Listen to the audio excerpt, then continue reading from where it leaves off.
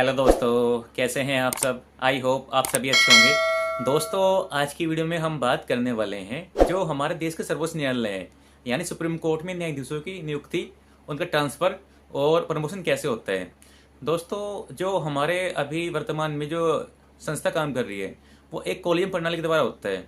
अब ये कॉलेजियम प्रणाली होती क्या है दोस्तों, इसके बारे में पहले हम जानने की कोशिश करेंगे कॉलेजियम होता क्या है। देखो दोस्तों, कॉलेजियम जजों की नियुक्तियों के लिए जजों के द्वारा ही बनाई गई एक समिति है जिसमें 5 न्यायाधीश होते हैं जो कि भारत के जो मुख्य न्यायमूर्ति होते हैं उनसे मिलकर प्लस 4 अन्य न्यायमूर्ति होते हैं, उनसे मिलकर बनती है दोस्तों। इसका काम क्या होता है दोस्तों, ये इसका काम क्या होता है कि जैसे कि हमारे सर्वोच्च न्यायालय के न्यायाधीशों की नियुक्ति होती है, उनका ट्रांसफ़र होता है या प्रमोशन होता है, ये उस कार्य को देखते हैं। यानी कि कहीं ना कहीं जजों के द्वारा ही जजों की नियुक्ति इसमें होती है दोस्तों। तो अब हम ये जानने की कोशिश करेंगे क्या हमारे मूल संविधान में कहीं इस बात का जिक्र है कि जो हमारे जजों की नियुक्ति होगी वो कॉलेजियम के द्वारा होगी। तो दोस्तों, हमने बहुत सारी बुक पढ़ कर देखा, कहीं भी इसमें कहीं कोई जिक्र नहीं है।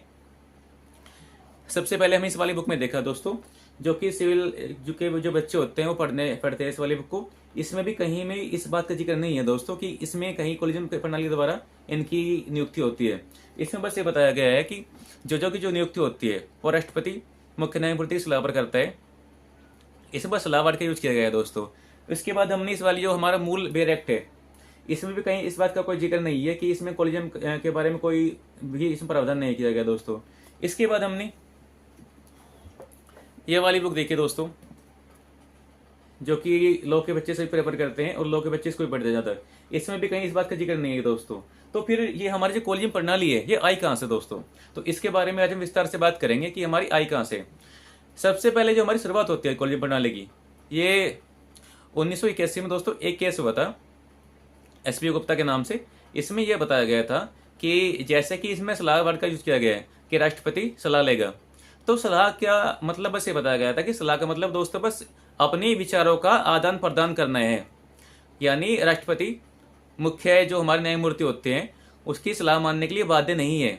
लेकिन फिर 12 साल बाद एक जजमेंट आया दोस्तों, एडवोकेट ऑन रिकॉर्ड, ये 1892-93 में जजमेंट आया था दोस्तों। इसमें यह बताया गया था कि जो राष्ट्रपति है वो सलाह मानने के लिए बाध्य है। और ये नहीं कि सहमति में केवल विचारों का आदान प्रदान ही होता है, वो उसकी जो उस पर यानी नियुक्ति के लिए जो भी इसमें नाम सजेस्ट करेगा वो नाम सजेस्ट करने के लिए बाध्य है, वो राष्ट्रपति बाध्य बना दिया गया था जजमेंट के बाद द्वारा। उसके बाद तीसरा जजमेंट आया इसमें 1998 में तीसरा जजमेंट आया, जिससे कि हमारी जो कॉलेजियम प्रणाली थी वो पूर्ण रूप से विकसित कर दी गई थी।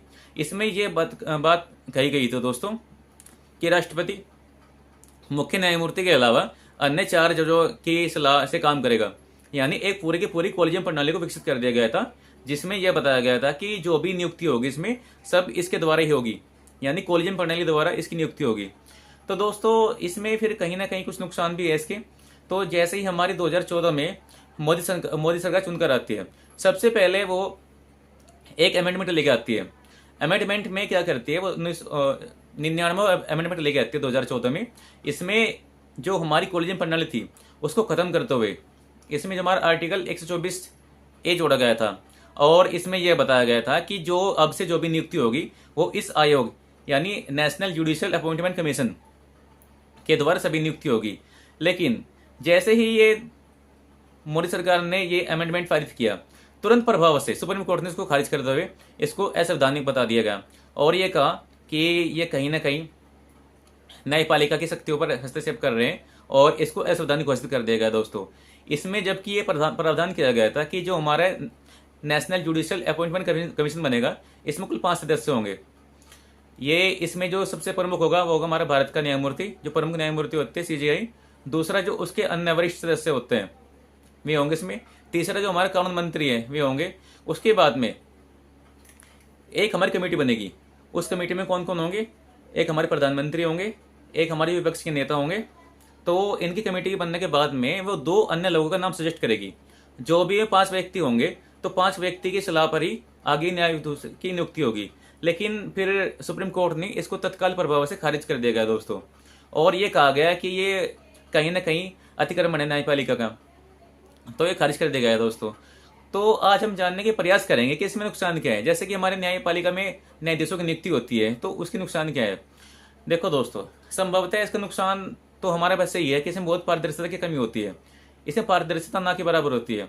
अब सुप्रीम कोर्ट में क्या खिचड़ी पक रही है, इससे हमें कैसे पता है किसकी ना दोस्त की नियुक्ति कैसे होती है, इसके बारे में कुछ भी जो हमारे सामान्य नागरिक होते हैं उसको नहीं पता दोस्तों।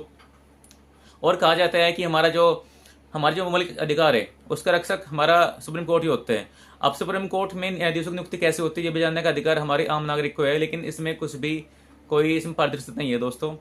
जिसका नाम सजेस्ट किया जाता है कॉलेजियम के द्वारा वही जज बनता है। तो इसमें कहीं ना कहीं जो हमारी पारदर्शिता है वो उसकी कमी है। दूसरे जो उसमें नुकसान देखने को मिलता है कि भाई भतीजावाद की इसमें बहुत ज़्यादा इसमें संभावना होती है। अगर आप के जो कोई परिचित है वे किसी वरिष्ठ जज है वे, तो आपका भी जज बनने की बहुत संभावना बनती है दोस्तों। तो यानी कि भाई भतीजावाद का इसमें जन्म होता है। दूसरी बात ये कहा जाता है दोस्तों कि हमारी जो पूरी पूरी न्यायपालिका है वो केवल 500 परिवार पर सिमट कर रह जाती है। यानी 500 परिवार के अंदर से ही जज बनते हैं। कोई नए व्यक्ति को मौका नहीं मिलता दोस्तों। तो इसमें जो योग्य उम्मीदवार होते हैं उनको मौका नहीं मिल पाता है। तो इसके कुछ बहुत नुकसान भी है दोस्तों। और अन्य भी नुकसान इसमें देखने को मिलते हैं कि जैसे इसमें महिला को बहुत ही कम स्थान मिलता है जज बनने के लिए, बहुत ही इसमें कम आरक्षण दिया गया है दोस्तों। तो कहीं ना कहीं नुकसान भी है और योग्य उम्मीदवार को उसमें चयन नहीं हो पाता दोस्तों। तो इसके बारे में दोस्तों आपकी क्या राय है मुझे अपनी कमेंट करके बताइए। और दोस्तों अगर आपको मेरी ये वीडियो अच्छी लगी तो कृपया मेरे चैनल को सब्सक्राइब कीजिए और वीडियो को लाइक कीजिए। धन्यवाद दोस्तों।